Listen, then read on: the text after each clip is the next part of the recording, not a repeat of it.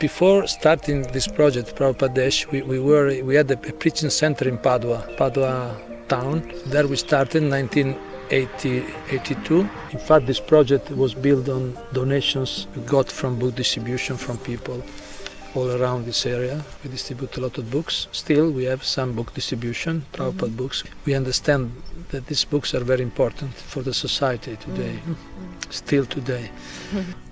But honestly, I have to say that there was not a very clear vision in the beginning. Maybe some hope, some enthusiasm. We were young devotees and we were enthusiastic to do some service for Srila Prabhupada movement.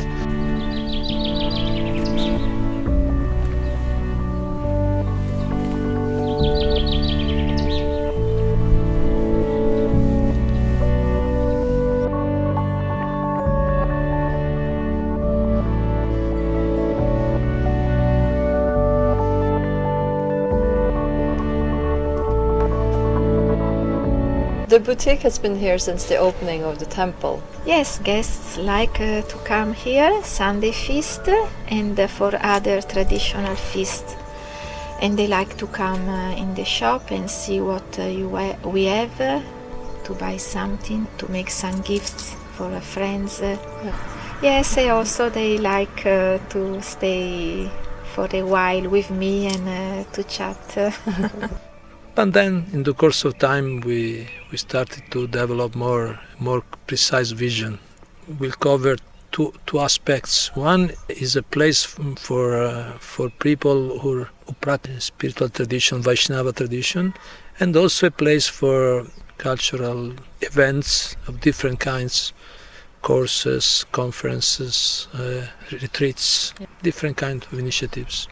But we have many devotees from the congregation that come during the weekend and they help to do for the different service and also for cooking for the Sunday feast, or sometimes for a few days, and so they find relief from routine. No? The atmosphere is peaceful.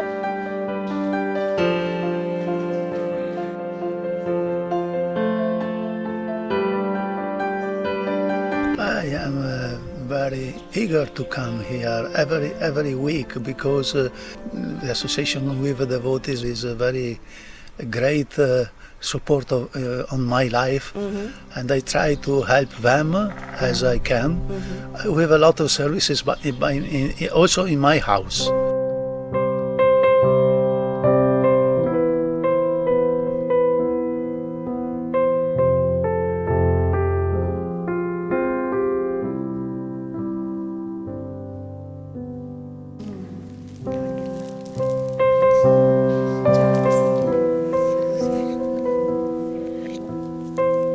Well, I've known the devotees for about four years, I would say, and I met them the first time when I was in England, in Glastonbury.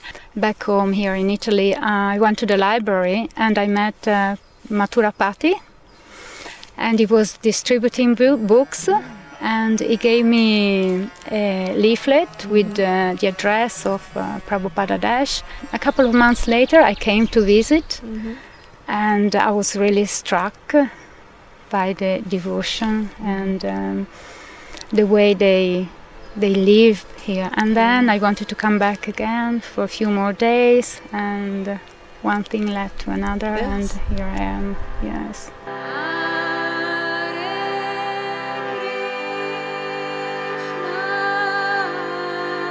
We are getting ready now to host groups or people who are interested in the natural way of life.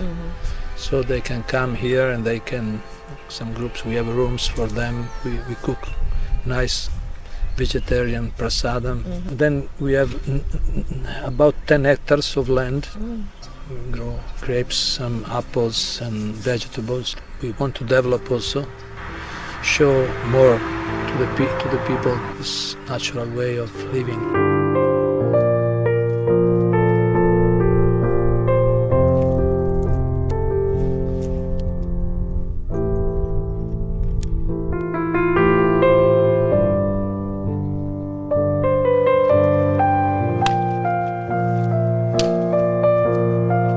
We have other cultural programs, like we have this Hare Kirtan group or band. It's a musical band who go all around different towns around the area, big towns of Veneto. This area is Veneto.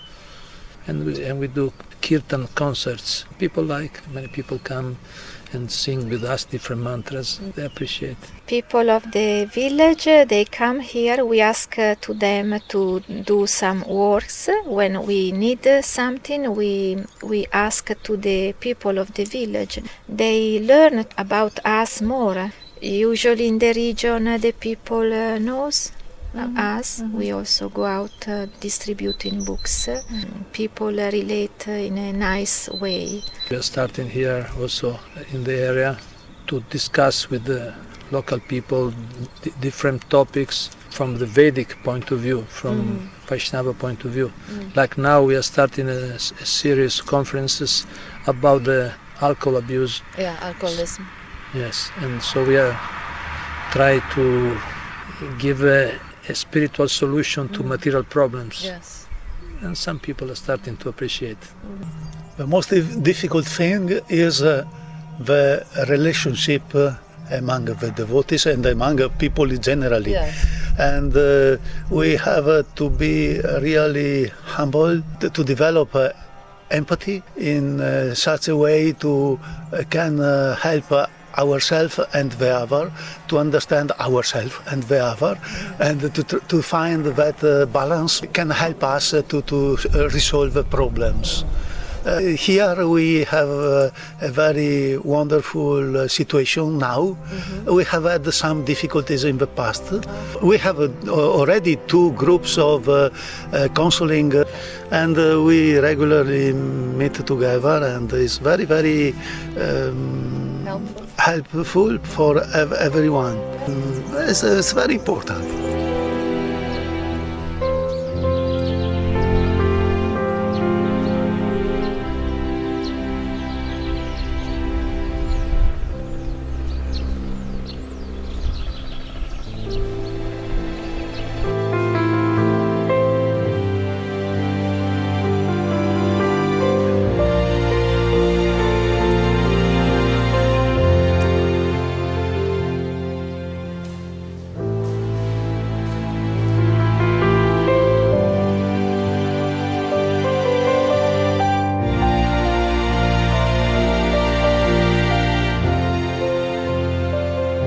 Can learn from different situations, and of course the external things tend to influence us. No? That's our conditional nature. But I believe very much that depend on how we take the things, the challenges and situations. You were also very inspired by Srila Prabhupada, obviously. Yeah, and still I am, and always will be eternally, by reading his books, by observing and spending a lot of time with the devotees. Really, it's not just about words, it's the way they lead their lives. And he really built a house where the entire world can live. Well, the qualities that I appreciate the most are respect for all living beings, including animals, plants, and all living entities, and humility. There are also many other qualities, but these are the first ones that come to my mind. If you go deep, there is not really not. We cannot experience real happiness in material life, even if it's in goodness. Of course, there are different stages, but I strongly believe that only spiritual life can give the real happiness.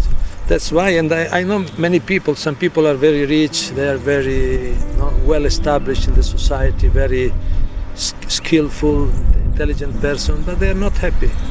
They come to us to open their heart. If they are honest, they say that they are not happy. Material life is sadness. Yeah. So you wouldn't change anything? Even if I have to struggle with some of my impurities in my heart, or some lingering material desires sometime, but that is nothing compared to another kind of life. And convinced that this is the best life I could do, and I would not change with anything.